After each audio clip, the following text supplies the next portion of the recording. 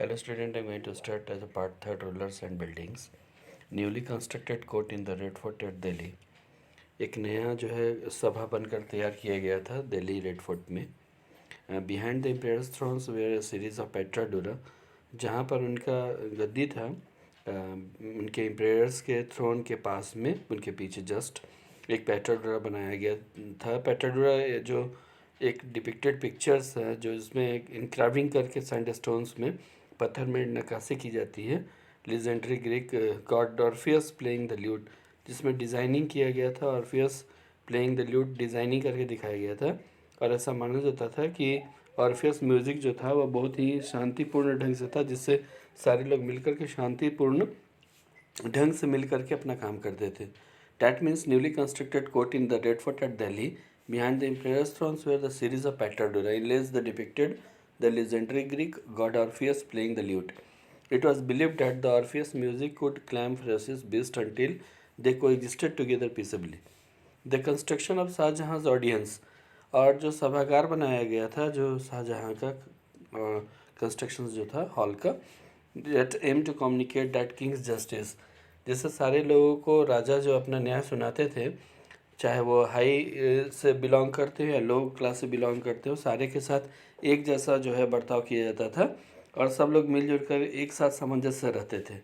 That means the construction of Shahjahan's audience hall aimed to communicate that the king's justice would treat the high and the low as equal, creating a world where all could live together in harmony. In the early years of his reign, उनके शासनकाल के जो पहले के शुरुआती साल थे, Shahjahan capital was at Agra. उस समय शाहजहाँ की राजधानी आगरा में थी. City where the nobility had constructed their homes on the bank of the river Yamuna, और शहर जहाँ पर नोबल लोग रहते थे उनका शहर जो बसा हुआ था यमुना नदी के किनारे में था.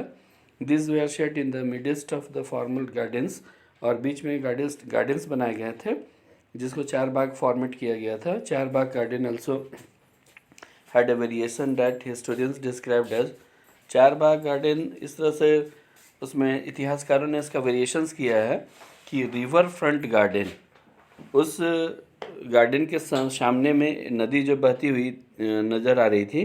दिस ड्वेलिंग, वह जो था वो ड्वेलिंग प्लेस बनाया हुआ था जहाँ पर लोग रह रहे थे. And not located in the middle of the charbagh but at its is close to the bank of the river.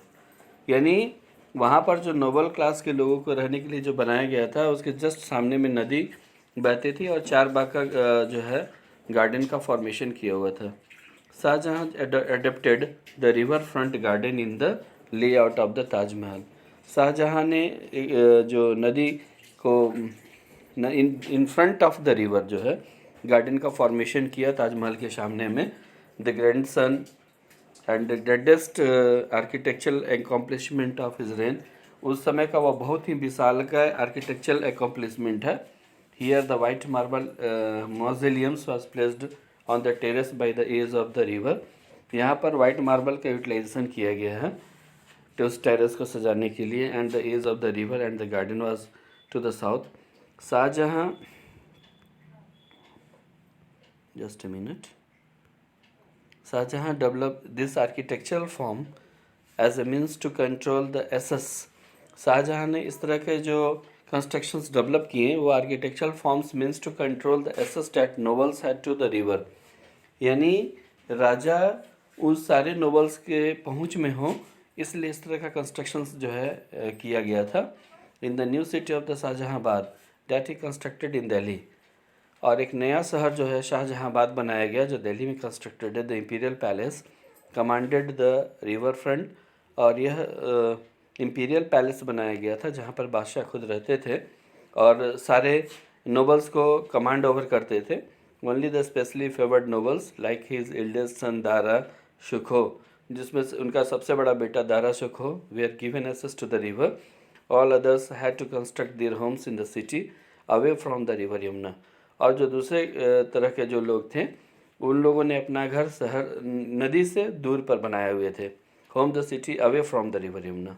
Now will discuss here region and empire. क्षेत्र और साम्राज्य के बारे में बात करेंगे. As constructions activity increased between the 8th and the 18th centuries, और जो कंस्ट्रक्शंस एक्टिविटीज़ थी वह बहुत ज़्यादा डेवलप हुई 8 से 18वीं शताब्दी के बीच में। And also considerable sharing of ideas across region, इसमें बहुत बड़े बदलाव देखे गए क्षेत्रों में। The tradition of one region were adapted by another, यहाँ पर जो परंपरा इस्तेमाल किया गया उन क्षेत्रों में, वह दूसरे क्षेत्रों में भी उसका जो है नकल की गई, मतलब उसकी देख रेख उसी की तरह का भी जो है अडेप्ट किया गया। In Vijayanagar for example the elephant stable of the rulers were strongly influenced by the style of architecture found in the adjoining Sultanate of Bijapur, Golconda, and Vrindavan, and near Mathura. Temples were constructed in architectural styles that were very similar to the Mughal palace in Fatehpur Sikri. The creation of the large empire, जो बड़े बड़े साम्राज्य जो create किए गए, that was brought different regions under their rule, helped in this cross fertilizations of artistic forms। यह जो है डिफरेंट टाइप्स के जो एम्पायर जो बनाए गए थे वो डिफरेंट डिफरेंट रीजन्स में अपने अलग शासक के लिए बनाया गया, और यह जो है एक मिश्रित जो बोलेंगे क्रॉस फर्टिलाइजेशंस का स्टाइल जो है यूटिलाइज किया गया है आर्टिस्टिक फॉर्म्स आर्किटेक्चरल स्टाइल्स में। Mughal rulers were particularly skilled in adapting regional, और जो मुगल रूलर्स थे खास करके वो रीजनल पैटर्न्स का यूटिलाइजेशन करते थे डिज़ाइनिंग में। Architectural style in the construction of their own buildings in Bengal for example the local rulers had developed a roof that was designed to resemble the thatched hut. Bengal जैसे क्षेत्रों में जिस तरह के रूफ का यूटिलाइजेशन होता था वो इस तरह का बनता था जो थैच्ड हट, जो झुपड़ियों के ऊपर में थैच्ड हट बनाई जाती है। लाइकवाइज मुगल इस तरह के बंगला डोम को यूटिलाइज करने लगे, बंगला तरह का गुंबद बना होता था। And show much that they used in their architecture the impact of this region was also evident. इस तरह के जो प्रभाव है इन क्षेत्रों के ऊपर यह भी एक एविडेंट के रूप में है। In Akbar's capital at Fatehpur Sikri many of the buildings show the influence of the architectural style of Gujarat and Malwa. Even though the authority of the Mughal rulers went in the 18th century, the architectural styles developed under the patronage were constantly used and adopted by the other rulers whenever they tried to establish their own kingdom। Mughal अपने शासनकाल के समय में 18वीं शताब्दी के time period में जो architecture style develop किया गया था वो उनके पूर्वजों से मिलता चला गया पैट्रोनेज के, और लगातार इसका इस्तेमाल भी किया गया, और दूसरे राजा भी इनको इस्तेमाल कर रहे थे। जब कभी उन्होंने इसका यूटिलाइजेशन किया, ट्राई टू एस्टेब्लिश अपने साम्राज्य को विकसित करने के लिए इस तरह के डिज़ाइनिंग फैसिलिटीज़ का यूटिलाइजेशन किया। Next time will discuss about churches that touches the skies. Thank you.